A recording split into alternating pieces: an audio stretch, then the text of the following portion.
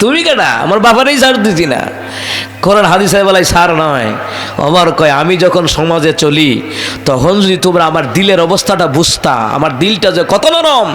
আমি শক্ত কথা কঠোর কথা বলি কেন জানো?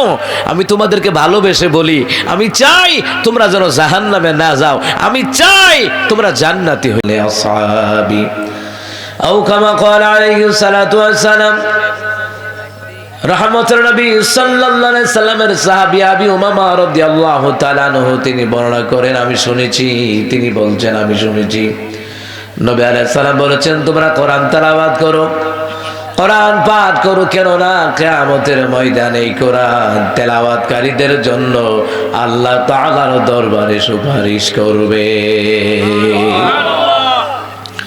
সম্মানিত মুহতারাম হাজিরিন, এই কোরআন কারীমের ভিতরে সূরা আলে ইমরানের 129 নম্বর আয়াতে আল্লাহ তাআলা বলে দিলেন, বিসমিল্লাহির রাহমানির রাহিম, ইয়া ওয়ালিল্লাহি মা ফিস সামাওয়াতি ওয়া মা ফিল আরদ।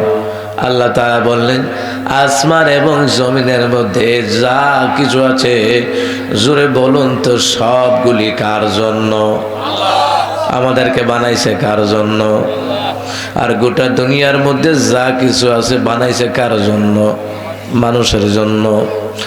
ওয়া খালাকা লাকুম মা ফিল আরদি জামিআ, এই জমিনের মধ্যে যা কিছু আছে আল্লাহ তাআলা মানুষের কল্যাণের জন্য আল্লাহ তাআলা বানিয়েছেন। আর মানুষকে বানিয়েছেন ইবাদত করবে কার জন্য? ওয়ামা খালাকাতুল জিন্না ওয়াল ইনসা ইল্লা লিয়া'বুদুন।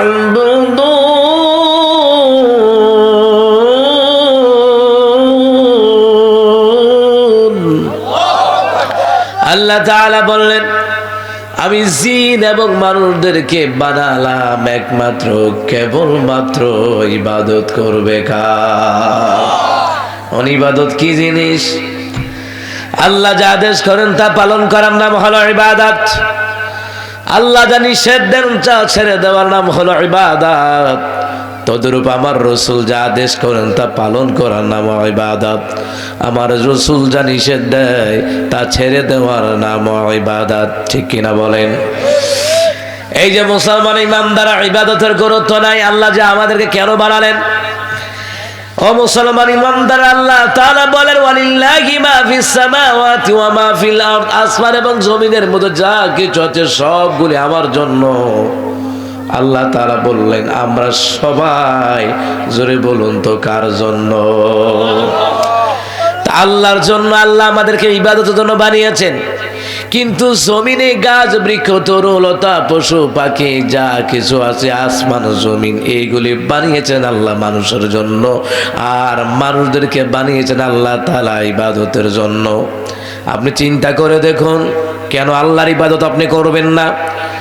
আপনি আল্লাহর ইবাদত করতে বাধ্য, আপনি কেন করবেন না? আপনারে ঘুমাবার জন্য আল্লাহ তাআলা বানান নাই।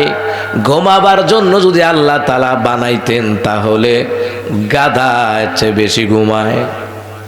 কথা বলে না কেন? ঘুমানোর জন্য যদি বানাইতো গাধা হইতো যথেষ্ট ছিল। আল্লাহ আপনারে খাওয়ানোর জন্য বানায় নাই, বলদের চেয়ে বেশি খাইতারে, এর চেয়ে বেশি খাইতারে বলদে। মুসলমান, এই জন্য আমাদেরকে ইবাদতের জন্য বানিয়েছেন, মানব জাতিকে আল্লাহ তাআলা বানিয়েছেন, মানুষ বানিয়েছেন। এই মানব জাতি গোলামি করবে আল্লাহ তাআলার। কিন্তু গোলামি কয় ধরনের দেখবেন সমাজের ভিতরে। ইবাদত মনে করে শিরকি কাজ করে, ইবাদত মনে করে মাজারে সাজদা দেয়, ইবাদত মনে করে মাজারে সাজদা দেয়, ইবাদত মনে করে মাজারে মানত করে, ইবাদত মনে করে বন্ড বন্ড দরবারে গরু দেয়, খাসি দেয়, নিজের বাপ মারে ভালো করে খাওয়ায় না। আছে না? না, নিজের বাপ মারে ভালো করে খাওয়ায় না। বাবার দরবারে গরু দিতেও যায়, কুত্তাও দিস, কুত্তা কুত্তা গরু দিচ্ছা, কুত্তাও লগে দিস, নিজের বাপ মারে খাওয়ায় না। ও মুসলমান ইমানদারেরা, ভালো করে কান লাগান।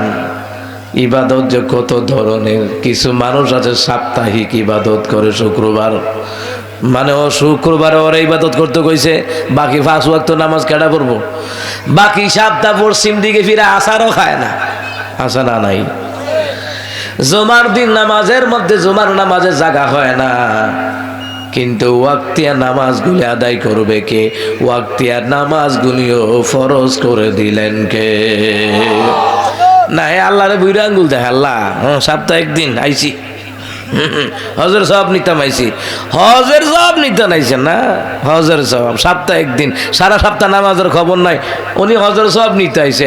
হজের সব সাপ্তাহিক নামাজের জন্য নয়, হজের সওয়াব হলো এক জুমা থেকে অপর জুমা পর্যন্ত যারা রেগুলারলি 5 ওয়াক্ত নামাজগুলি আদায় করে আসে, এদের জন্য প্রত্যেক জুমার দিন হজের দিন। আল্লাহু আকবার বলেন।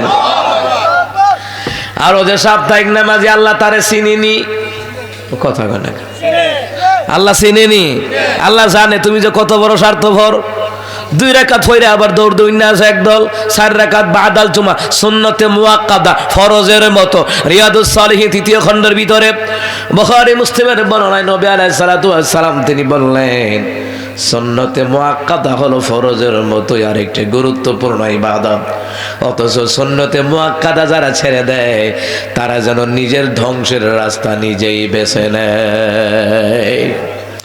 সুন্নতে মুআক্কাদা 2 রাকাত পড়তে মানে ইমাম সাহেবরে বিছানা ফালাই দিয়া, মানে নামাজের মুসল্লা ফালাই দিয়া, এতে বাকি যায়।